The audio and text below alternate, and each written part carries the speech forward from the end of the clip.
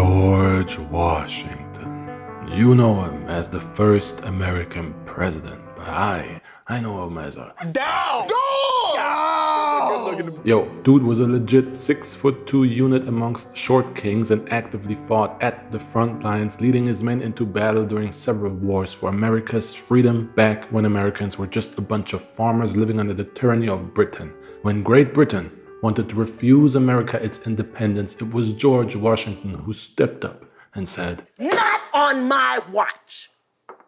Not on my watch! And he clapped those British cheeks hard until they said, Oi, no more please, mate, and gave America its independence.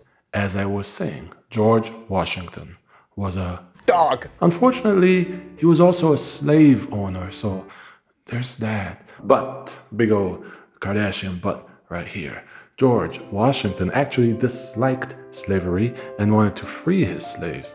Yeah, we got some interesting stuff to cover in this long journey of a boy named George turned military commander turned president turned hopeful slave liberator. And it all started on February 22nd, 1732, when George Washington was born to Augustine Washington and Mary Ball Washington. The Washington family immigrated to the United States from Great Britain in 1657, back when America was a haven for immigrants who colonized and hailed it as the New World, the land of opportunity. And if you're thinking, wait, how can they call it the New World when there were already people living there? What about the Native Americans? And to that, the colonizers would say, what about the Native Americans? To them, the natives weren't human. They were savages, animals at best. They didn't even consider that the natives lived in these lands, just that they occupied the space. So to the Europeans, taking America from them was the same as taking land from an animal to finally introduce civilization. And how does civilization best introduce itself? Exactly, with violence and death. The violence came courtesy of the advanced European weapons and armor, as did death. But the new diseases and bacteria the Europeans exposed the natives to also helped. But that's just a bit of backdrop, because the story of George Washington and his family is not directly one of colonization. It's just important that you know that they were able to build their riches on the results of that colonization. And man, the riches they built here in the New World, in the colony of Virginia to be exact, Augustine Washington inherited some serious family wealth and lived large, like oh la la, oh, king in the castle, king in the castle. The Washington family had a massive tobacco farm, courtesy of plenty of slave labor, and off of their backs and the backs of tobacco sales, the Washingtons became very rich and very important, so much so that they were amongst the new American aristocrats. And when Papa Washington died in 1743, George was only 11, so the estate went to his older brother Lawrence. But then when Lawrence died, roughly 10 years later in 1752, George Washington was the new king in the castle. Whoa, whoa, whoa. Originally, George was trained to be a land surveyor and map maker because naturally, when you're in the process of conquering a whole continent, there's a lot of land to be surveyed and a lot of maps to be made. But the peaceful life of cartography was not for George because he was built different. I don't want peace.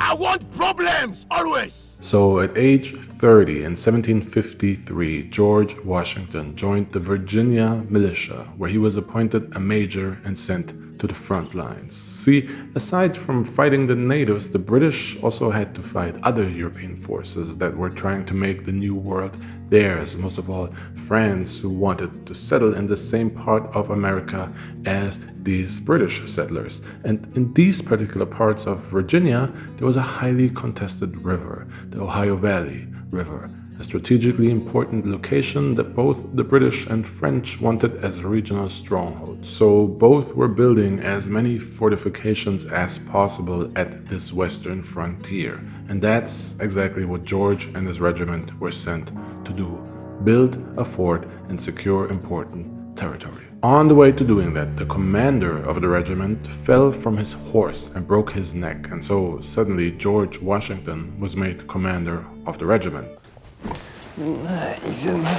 And I know what you're thinking, from joining the militia to being commander of that militia on his very first mission.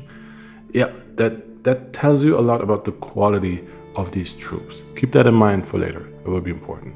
So now, Commander Washington is in charge of securing a fork in that river, but when he gets there, he realizes the French already secured it and had, in fact, already constructed Fort Duquesne, which meant an attack was unfathomable with the 160 men that George had at his command. But as a Green commander, he also couldn't go back to Virginia empty-handed, so he decided they would attempt to build a new British fort elsewhere. The problem was that the entire area was being thoroughly scouted by French soldiers, all trying to get their Bob the Builder on, but George decided that no, they can't, and attacked a small, isolated squad of 35 of these Frenchmen with his regiment in a battle that is today known as the Battle of Jumonville Glen, which took place on May 28th in 1754. By the end of it, most of the French were dead, and it was Commander George Washington's first victory. Then George started the construction of Fort Necessity, named so because it was obviously super necessary. But unsurprisingly, the French came looking for some vengeance. To be exact, 600 French soldiers came for a revanche against George and his men at Fort Necessity on July 3rd. Even though the number of George's militia had grown to 300, it was obvious that Commander Washington's poorly supplied troops would just get slaughtered. And the French also weren't trying to lose any more men here, so battle was unnecessary. The French show of force was enough to get the point across and make Commander Washington and his men retreat back to Virginia. But while the French showed mercy, the British back in Virginia were like, mercy is for the weak. Here, on the street, in competition, a man confronts you, he's the enemy. An enemy deserves no mercy. They immediately started planning a counterattack, and while they wanted George Washington to be part of the attack due to his knowledge of the lands, they needed a more experienced commander that would lead this British force of 2,000 men. That commander was Edward Braddock, and he led these British troops into battle against that French stronghold from before. On July 9th, 1755, they threw down in the Battle of Monongahela. What's going on here? Oh, sir, I'm arrested. Oh. Yeah, the British got absolutely clapped. 2/3 of them died, including Commander Edward Braddock. But once again, George Washington survived. Not only that, it was thanks to him that the last remaining third of British troops were able to get away. As the French were chasing them down for the kill like 2008 LeBron, George Washington didn't just tuck tail and run like everybody else. He formed a rear guard to protect the retreat and avoid absolute annihilation. And thus, a hero was born out of a losing battle. The name of George Washington made the rounds in Virginia and beyond, and my guy was walking around the colonies like, In all the 5 boroughs, I'm known. Forget about it. And now that he had gotten a taste of battle, George wanted to move on to bigger, better things. He resigned from the Virginia militia in 1758 to join the professional British Army force. But the people from mainland Britain were like, Who the f*** is that guy? Who the f*** is that? They didn't respect the colonial militia one bit. To the British soldiers, these guys were nothing but simpleton farmers that might have done some target practice against natives equipped with Stone Age weaponry, but knew nothing of real war. George Washington was deemed not worthy to join their ranks, and so George Washington was like, Really? Oh, so that's how you're gonna play it. You gonna do this? Okay, fine. That's all I needed. That's all I needed for him to do that, and it became personal with me. But revenge is best served cold, and we'll get there. For now, George Washington first got married in 1759, married to Martha Custis, a widow who survived her husband and 2 of her children, leaving her with 2 children when she met George. Martha came from a rich family, and combining their riches, George and her were one of the wealthiest couple in all of Virginia. And what do you do as a rich and famous man? Exactly, you enter politics, because who better to understand the worries of the poor? But both poor and rich shared a common concern here: taxes. Here in the colony of Virginia, as in all other British colonies, taxes were imposed by the King of Great Britain, George II. After all, these British colonies in the New World belonged to His Excellency, but it was only by His grace that these colonials were able to settle and build a new life of value and acquire riches for themselves here. So the king demanded a very, very high tax from his colonies in return. There was a certain arrogance from Great Britain towards the ever-growing British colonials of the New World, but the new Americans were outraged that some outsider would impose such high taxes on them, that somebody would just steal from them, somebody would just come in here and take what's not theirs. Who is one man to take land from another man? The audacity.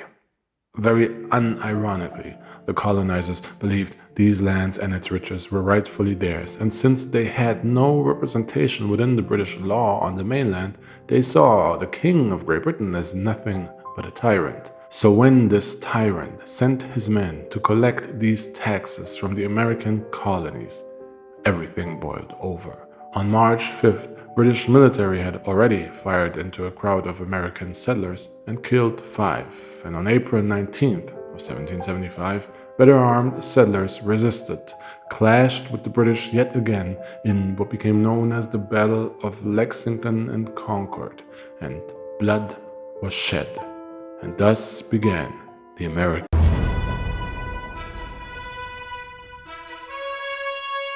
The colonials had since formed their own Congress, the Continental Congress, which was made up of the representatives of each colony and held its second ever meeting on June 14, 1775, shortly after the Battle of Lexington and Concord. George Washington was there to represent Virginia, and he and the other representatives decided that each colony's militia would be united into one continental army to fight the new British colonizers. It's a bit, it's British against British, colonizers against colonizers, but hey. And since George Washington was the only one that came to what essentially was a war council dressed in a military uniform, and since he had some fame to his name thanks to his bravery at the Battle of Monongahela, they unanimously appointed him the commander of the Continental Army, and he was sent to Boston to get ready for war. But remember how the British mainland army dissed George back in the day, saying the Continental militia and these colonial soldiers were just a bunch of simpletons? Well, there was a reason for that. Most of them were just normal people that came to America for various reasons, and the only military experience they had was shooting guns at animals, or at best in the odd battle against the natives. So when Washington got to Boston, the army he was now in command of were running drills like 1, 2, 3, 1, 2, 3, 1, 2, 3, 4. But still, George Washington managed to pull off a miracle with these guys. He managed to cut off all routes to Boston and trap the invading tax-collecting British forces there while setting up cannons on Dorchester Heights, from which he bombed their Boston strongholds in March 1776 until the British retreated. It was a first victory for the Continental Army, but of course a battle against a force sent to collect taxes, not to wage war, is not exactly just the real deal yet. And George Washington knew that. He also knew that the British would now send reinforcements, and that once they returned, controlling New York would be crucial to winning the war. So the Continental Army traveled to New York and fortified the city. And while they were at it, they lost what little love they had left for their British roots and started calling themselves the Patriots. And to fully cement their American identity, the Continental Congress approved the Declaration of Independence on July 4th, 1776, stating that the colonies were now free from the reign of Britain and independent states.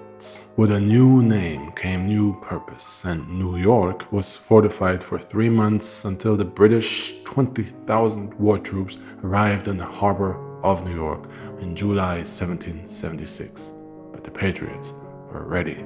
The British were fighting for money, but the Patriots were fighting for their country, their families, their lives, and after months of training, they weren't just some amateur militia anymore. They were men ready to fight their enemy in the Battle of Long Island on August 27, 1776, and this epic battle went like this.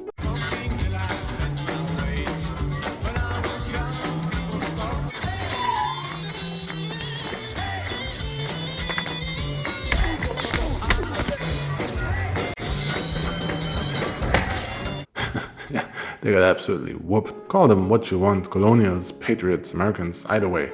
400 of them were killed and 1,000 captured or missing. And the only reason that number was not higher was once again George Washington.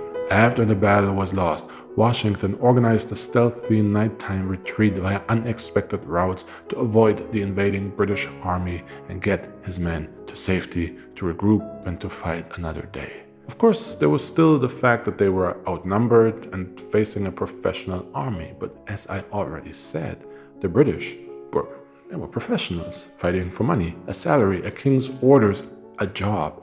But George Washington let his men know what they are fighting for, in a speech for the ages.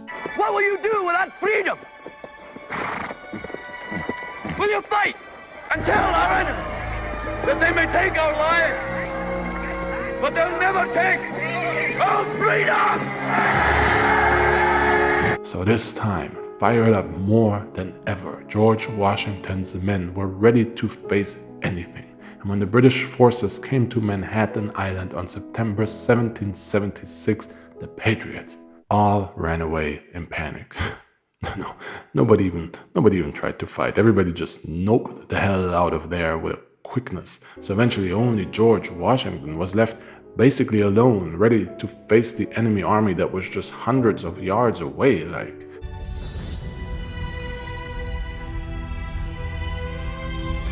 And he quite possibly would have died a brave death then and there, if not for one of the few brave men left with him, literally grabbing his horse by the reins to force him to retreat into safety. Needless to say, New York fell and was occupied by the British, who chased the Continental Army all the way to Pennsylvania, where the thick of a strong winter put a stop to the fighting and pursuit. The winter, it gave George Washington a break, time to come up with a new plan, and man, he had to do something, because the Patriots' fighting spirit was in the negative numbers, and the ones that weren't deserting the army were probably thinking about calling it quits and just accepting that they will forever remain a part of Great Britain. So what if they're called cowards? At least they'll be alive to be called that. But George Washington, he wasn't having it. And this time, he really did hit them with an awe-inspiring speech. I don't care how tough you think you are, nothing hits harder than life. But it ain't about how hard you hit. It's about how hard you can get hit and keep moving forward, okay? And after that eloquent war hymn, the troops were inspired to fight anybody, anywhere. And luckily, George Washington had established a spy network across the lands, and he received news that a garrison of 1,500 Hessische mercenaries, Hessian mercenaries, hired by the British, were wintering nearby. This was the perfect rite of passage for his Continental Army, desperately in need of a real victory. So George Washington led his soldiers to attack the Hessian mercenaries by surprise. Kind of a sucker punch as far as military battles go, but hey, a win's a win. So the Patriots did catch the Hessian mercenaries by surprise, and on Christmas night in 1776, they defeated them in the Battle of Trenton. This victory gave the Patriots much needed supplies and weapons, but most of all, it gave them a plus 100 boost to morale. So the next time they had to face the British army at the Battle of the Assunpink Creek, a couple of days later, they were actually able to hold them back, fight them to a stalemate, which George Washington knew how to use to his advantage. While the British forces were recovering and regrouping, George and his men quickly circled around them to attack a British garrison that he assumed must now be barely defended, and he assumed correctly. The Patriots took the garrison, a blowout victory at the Battle of Princeton, and with the loss of their foothold in the region, the British had to retreat all the way back into New York. This was a significant win for the Patriots and showed them what they were capable of. But unfortunately, it also showed the British what they were capable of, so the British sent in reinforcements. General John Burgoyne was sent in 1777 to lead an invasion army from Quebec down to Albany and take it, to surround and isolate the Patriots' headquarters in their main state of New England. And if the forces under John Burgoyne were to combine with the British already occupying New York, the Patriots' resistance would have most likely ended then and there, and they would remain subjects of the British Empire. But there's another one of those big old buts right here. The man in charge of the troops in New York, William Howe, he single-handedly changed history because he wanted to prove that he had the biggest. Seriously, British General William Howe decided not to team up with his countryman John Burgoyne just so he didn't have to share glory, and instead decided to write his name only in the history books by taking over Philadelphia without help while leaving John Burgoyne without support in Albany. Well, William Howe did write history. First of all, he won Philadelphia, but at what cost? At what cost? Because the more significant battle was that fought by John Burgoyne, who really did expect and rely on support from William Howe, but Howe completely screwed him over, which means Burgoyne arrived in Albany like... Without support, he too lost in the two battles in the region now known as the Battles of Saratoga, and he was forced to surrender his army to the Patriots. After two victories over the British in September and October 77, the American resistance was growing and its reputation was reaching overseas. Once the French heard that the British lost to these new Americans, the French were like, No, see. You see, the French and British have been beefing for a long time internationally, so any chance that the French had to deal a blow to the British, they would take it. So this British defeat in Saratoga was music to their ears. It showed them that there was a possible new ally in America against the British. So French King Louis XVI decided to support the Americans by forming an alliance with them. And let's take a moment to pause here and reflect on the fact that France was America's first ever international alliance. How about that? This alliance would come with the promise of more troops, more intelligence, more money, and America would get its first ever naval fleet, possibly courtesy of France. Obviously, this was an absolute game changer, and there was one man who was crucial in making it a reality: Marquis de Lafayette, a 19-year-old French nobleman and soldier. While King Louis was still weighing his political options and the implications of actually forming an alliance with America, Lafayette took it upon himself to independently sail to the New World against his king's orders and meet with George Washington. Lafayette was made a commander by Washington and brought a lot of new knowledge to the American army, but most of all, his presence and position legitimized and cemented the alliance between France and America. And right around that time, and the time is 1778 by the way, there was another game-changing character waiting to join the game: Baron Friedrich von Steuben. Von Steuben was a former Prussian army officer and administrator who had to leave Germany after they had some very serious accusations against him. Why are you gay? Who says I'm gay? You are gay. I'm not kidding. They really accused him of being gay and he had to leave the country. So he found a new home in George Washington's army where he was made Inspector General. And von Steuben established a training program that finally and decidedly turned the Continental Army from amateurs into professionals. It's kind of like in a video game where you add certain named characters to your army and they level it up in certain levels, isn't it? That's really what Lafayette and von Steuben did. And can we also take another moment to reflect on the fact that not only was America's first alliance with France, but that a possibly gay man drilled their first army into drilled their first army into shape. No pun intended. And I wanted to say that this is an example for peace and unity in these trying times, but We're literally talking about war in this context, so yeah. While the Patriots leveled up, the British were also busy. After absolutely crapping the bed, William Howe was resigned, and the British replaced him with Sir Henry Clinton to lead the tax collector invasion, and from here on out, it was war all over the New World. George Washington's army and the British clashed in the Battle of Monmouth on June 28, 1778. They clashed in Camden, Charleston, South Carolina, all over the place.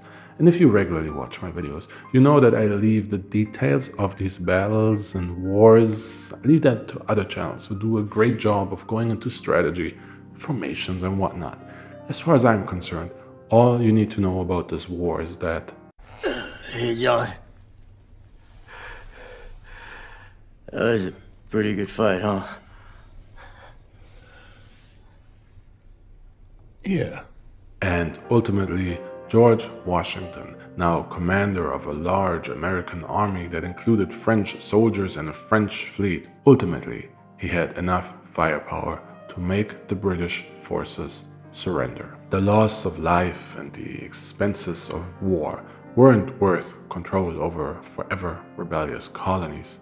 The war had outlived its purpose, and in September 1783, the British signed a treaty, the Treaty of Paris to be exact, and Great Britain officially recognized the United States of America as an independent nation. George Washington had won the war.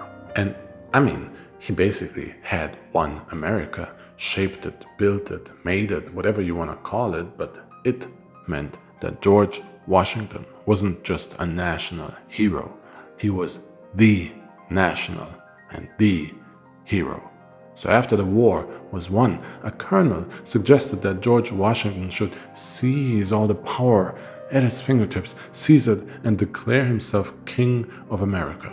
But George Washington angrily refused. He did not want America to be another nation with a king. He had no interest in being some dictator of any kind. So after basically holding the keys to the kingdom and absolute power in his hands, George Washington decided to resign as General Chief in 1783 and retired to his estate in Mount Vernon to be with his family. What a man. If only he didn't have a bunch of slaves working on that estate he retired to. There's always something, isn't there? There's always something in these historical figures that ruins everything, and then the fine print. But hey, with George Washington, at least there's a silver lining to him and his slaves. He tried to free them, but we'll get there at the end of the video. For now, America needed a constitution to establish a government for these newly united states, and they wrote a little something you might have heard of, the so-called Constitution of the United States of America, starting with the words, "We the people," to remind everybody that the government exists to serve its citizens. Then in 1788, it was time for these United States to actually choose a government and freely elect their first leader. I mean, seriously, these elections were like when you pick someone for your basketball team and your choice is between 10 middle-aged short dudes with beer bellies who said they used to hoop in high school or LeBron James. Everybody and their mama wanted George Washington to be the leader of this new free nation. So George Washington was elected, and true to his nature, he refused the title of His Excellency, he refused the title of His Highness, and asked to simply be called Mr.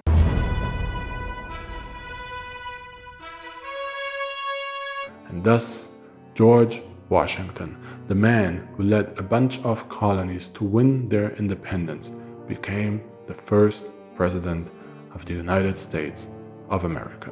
And while he wanted everybody to be cool with each other and figured they would be after what they had all just been through together, humans were human. So two parties formed that opposed each other despite just having fought a war to unite their new country. the Federalist Party, who believed in a strong government, the power of business, and already played it a little loose with the interpretation of the newly written Constitution and cozied up to Great Britain, and the Democratic Republican Party, who had a more agrarian focus, were more aligned with the French and interpreted the Constitution very strictly.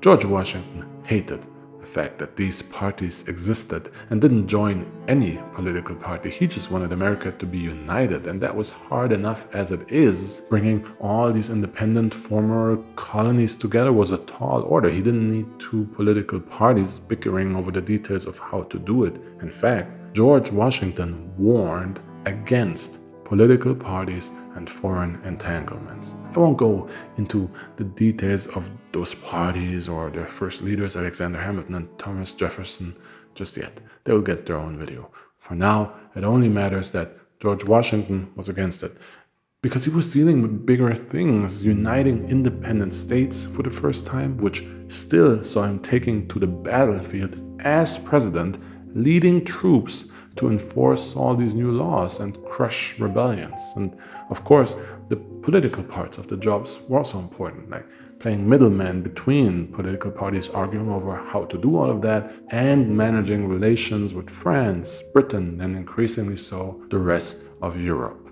Understandably then, by 1792, 4 years into his presidency, Washington was tired of all of this and just wanted to retire from being president. But he was unanimously re-elected, and ever the man of duty, agreed to serve another 4 years until he finally refused to do a third term in 1796 and went into well-deserved retirement at his estate in Mount Vernon. Unfortunately, George didn't get to enjoy his retirement much, because on December 14th, 1799, he died of a severe throat infection at the age of 67. And yet, on his deathbed, there was still one duty he had to fulfill. George Washington asked that all his personal 123 slaves are granted their freedom after his wife Martha dies. And Martha actually ended up freeing them before her death. She freed them in 1801. In fact, in private letters, George Washington referred to slavery as repugnant and said that he wanted to abolish it, but he never put his money where his mouth was while he was president, probably because he knew that the economy of many states entirely depended on slavery and feared that granting them their freedom now would immediately cripple America right after it had gained its independence. And this part is just my opinion, but arguably he also knew his and his wife Martha's personal wealth also depended on their slaves. So instead, George Washington settled on using his last breath to free all the slaves that were chained to the Washington name, and thus ended the life of